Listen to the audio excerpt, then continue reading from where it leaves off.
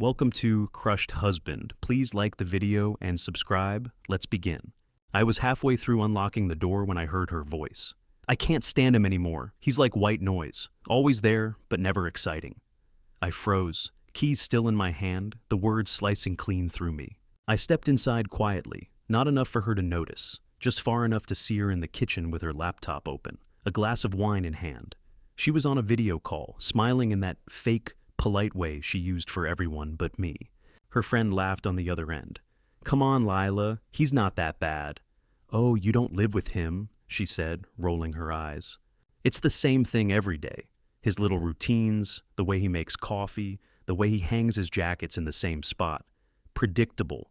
Even his kindness is predictable. It's like, it doesn't mean anything."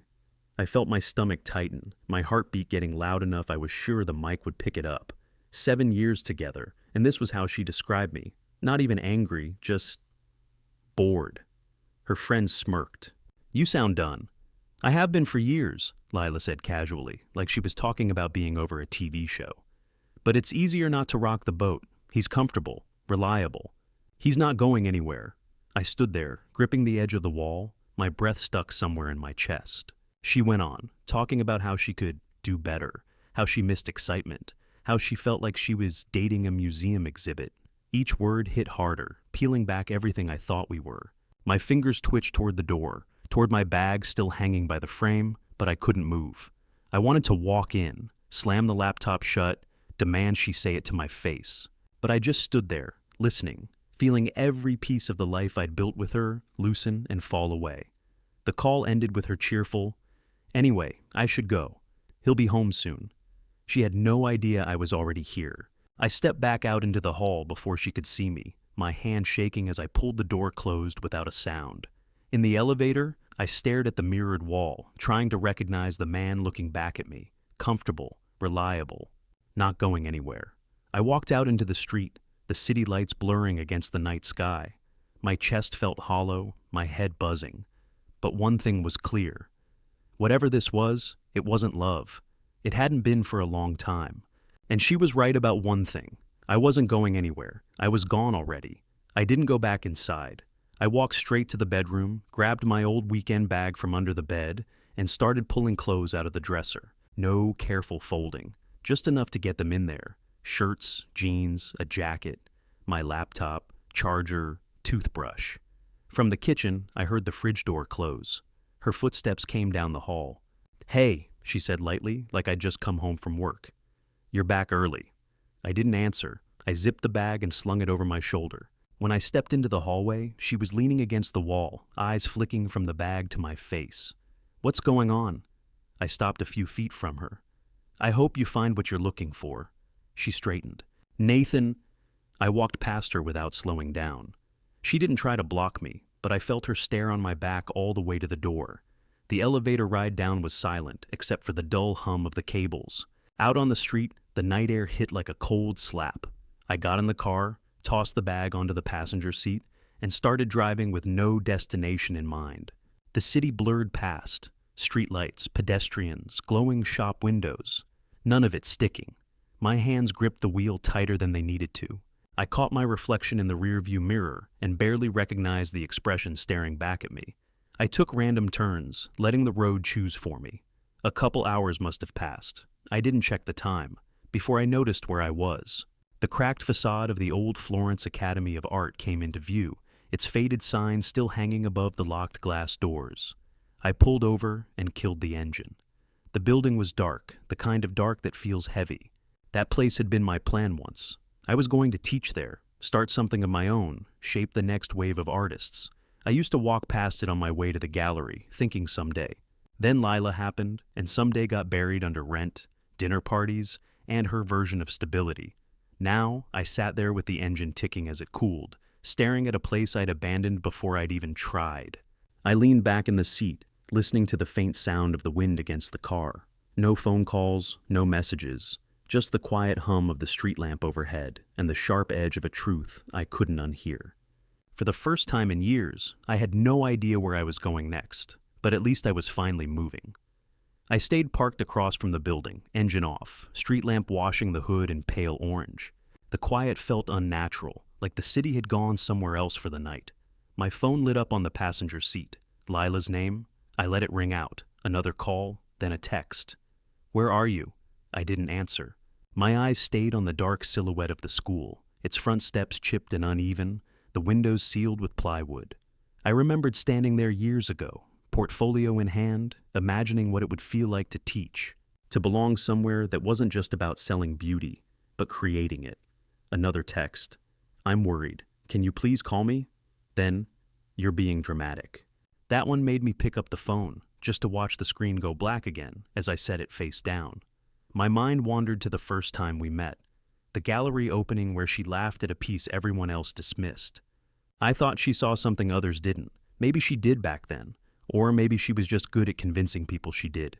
The messages kept coming in bursts, some pleading, some scolding. I read each one once before dropping the phone back onto the seat. I could almost hear her voice in them, shifting tone until she found one that worked. I thought about the nights she'd say she was tired and turn in early, leaving me alone with a glass of wine and the quiet hum of the fridge. About the way her eyes glazed over when I talked about my own work, like she was watching a clock. Another call came through. I let it ring twice before I answered. "I heard everything," I said. There was a sharp inhale on the other end. "Nathan, it's not—" I hung up. The silence that followed was heavier than the calls. I leaned back in the seat, eyes on the cracked stone steps across the street. For 7 years, I'd been building something I thought was solid. Turns out it was just convenient for her. Somewhere around 3 a.m., the air turned colder, and the windshield fogged at the edges. I didn't start the car. I just sat there, letting the truth settle in without fighting it. By the time the sky started to pale, I knew I wasn't going back.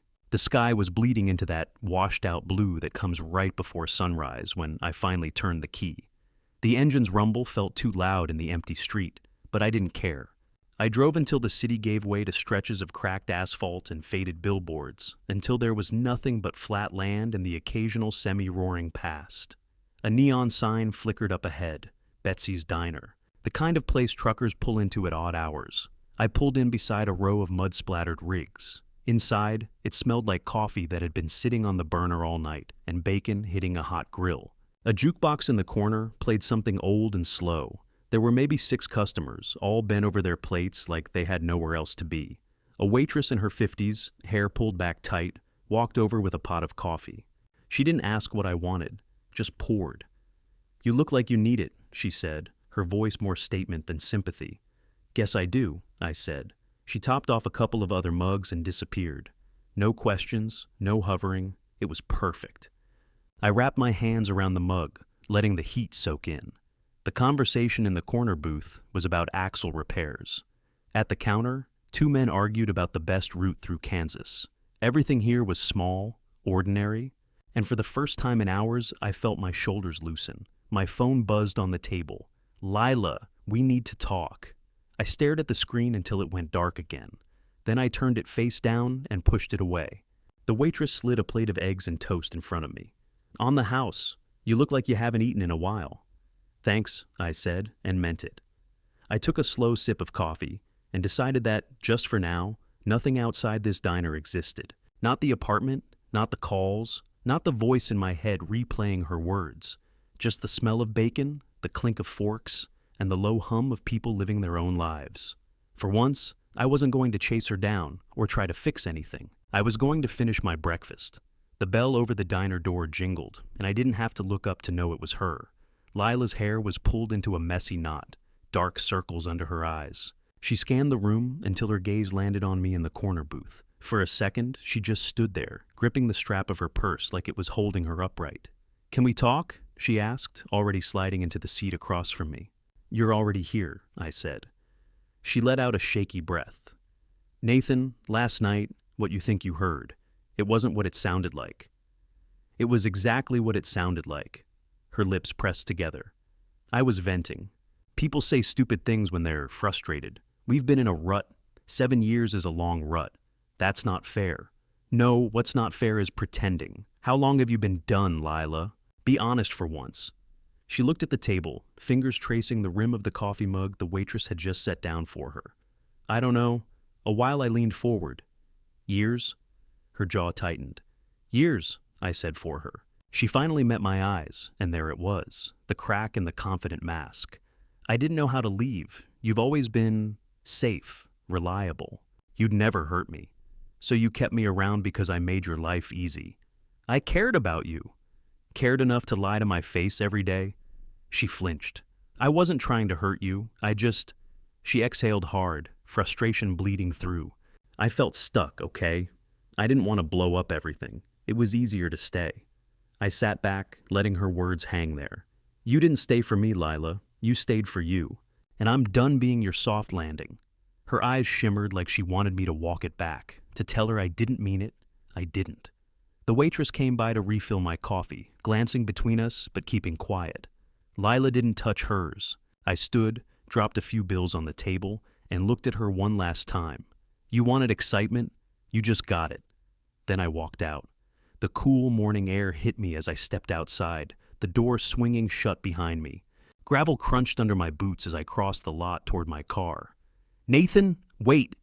Her voice cut through the sound of a diesel engine starting somewhere nearby. I didn't stop. She jogged after me, breath uneven, the heels of her boots slapping the pavement. Please, she said, catching up. Don't just walk away like this. I unlocked the car. That's exactly what I'm doing. She stepped in front of the door, hands up like she could physically hold me there. I don't want to lose you. You already did. Her eyes darted over my face, desperate for a crack. I know I hurt you, but I'm not sure what love is anymore. Can't we figure it out together? I shook my head. You're not asking to figure it out. You're asking me to keep your life comfortable while you decide if I'm worth it. That's not true, she said quickly. It's exactly true. You're not fighting for us. You're fighting to avoid change. She swallowed, her voice smaller now. I don't want everything to fall apart. It already has. I moved past her and got into the car.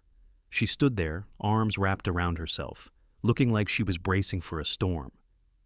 I started the engine, rolled down the window just enough to speak. I'm not the man who'll wait to be chosen anymore. Her mouth opened, but whatever words she had stayed trapped behind her teeth. I put the car in gear and pulled away, watching her shrink in the rearview mirror until she was nothing but a speck in the empty lot. This time, I didn't look back. I drove until the highway thinned out and the billboards turned into open fields. The gas gauge dipped low, and a flickering sign for a one-pump station pulled me off the road. The place looked older than me, peeling paint, a dented soda machine outside, and a bell above the door that jangled when I stepped in. Behind the counter was a man with silver hair and a beard that could have belonged to a Civil War reenactor. He looked up from his crossword and studied me for a second. You look like you've been driving away from something, he said, not unkindly. I smirked. Maybe I am. He nodded, like he already knew the details weren't important. You know the thing about running? Sometimes it's just another way of looking for where you're supposed to be. I set a bottle of water on the counter, or avoiding where you were. Same road, different direction, he said. Either way, you're moving.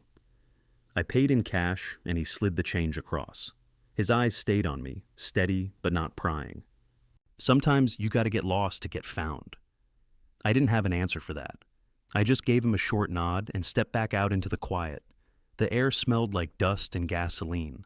I got in the car, started the engine, and pulled away from the station. For the first time since leaving, the road ahead didn't feel like an escape. It felt like a beginning. Back on the highway, the miles rolled under me without much thought. The clerk's words were still rattling around in my head, but now the silence in the car didn't feel so heavy. At a rest stop, I pulled over and killed the engine. My phone sat in the cup holder. I scrolled through my contacts until I landed on a name I hadn't touched in years. Vince, my older brother. We'd grown up close, but distance and Lila's polite disapproval had done their work. Calls got shorter. Visits stopped. It wasn't a fight that split us. It was slow erosion. I hesitated, thumb hovering over the call button.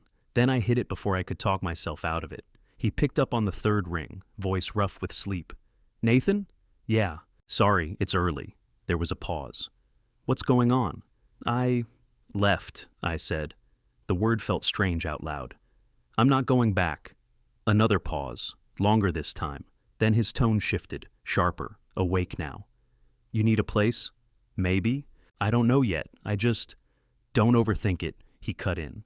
Come here. Guest room's empty. You know where the key is. I let out a breath I didn't know I was holding. You sure? Nate, it's been too damn long. Get in the car and drive. I'll put beer in the fridge. I almost laughed. All right, I'll be there tonight. When we hung up, the dashboard clock read 7:12. For the first time in a long time, I'd said yes to something that was only for me, and I was already halfway out of the parking lot before doubt could catch up. By the time I turned off the highway, the sun was dropping low over the fields. Vince's place sat back from the road, a 2-story farmhouse with peeling white paint and a wide porch lit by a single yellow bulb. He was already out there, leaning against the railing with 2 beers in hand. I parked in the gravel drive, grabbed my bag, and walked up the steps. "About time," he said, handing me a bottle. "Long drive?" I replied, settling into the chair beside him. We didn't talk much at first. The crickets were loud, the air smelled faintly of hay, and the beer was cold. The quiet wasn't uncomfortable. It felt like something I'd been missing without knowing it. After a while, Vince tilted his head back to look at the stars. "So, you gonna tell me what happened, or are we skipping that part?" "Skipping it?" I said. He chuckled. "Fair enough." We sat there another stretch, the wood of the porch creaking under our feet when we shifted. Then he glanced over. "You regret it? All of it?" I thought about Lila's face in the diner, the sound of her voice when she said she'd been done for years. I thought about the way I'd stayed anyway, hoping something dead could wake back up. "No," I said finally. "I just regret not leaving sooner." A slow grin spread across his face. "Then, you're already healing." I didn't answer, but the truth of it settled in deep. For the first time in years, I felt like I could actually breathe. We clinked bottles and let the night carry the rest of the conversation for us. 2 months later, I stood outside the apartment door with the last key in my hand. The hallway smelled the same, that faint mix of floor polish and someone's overcooked dinner. But it didn't feel like mine anymore. Inside, the place was quiet. Too quiet. The candles she used to light in the evenings sat on the coffee table, unlit, their scent stale and flat. The couch was in the same spot, the throw blanket folded neatly, like the room was waiting for someone who never came home. I walked to the bedroom, opened the closet, and pulled the last of my things from the shelf. A few books, a sweater I'd forgotten, a framed photo of me and Vince from years back. I set it carefully in the box. When I turned around, she was in the doorway. She looked different. Hair shorter, new makeup, a dress I'd never seen before, like she'd been trying on versions of herself, hoping one would stick. "I didn't know you were coming today," she said. "I told you I'd be back for the rest of my stuff." She leaned against the doorframe, studying me.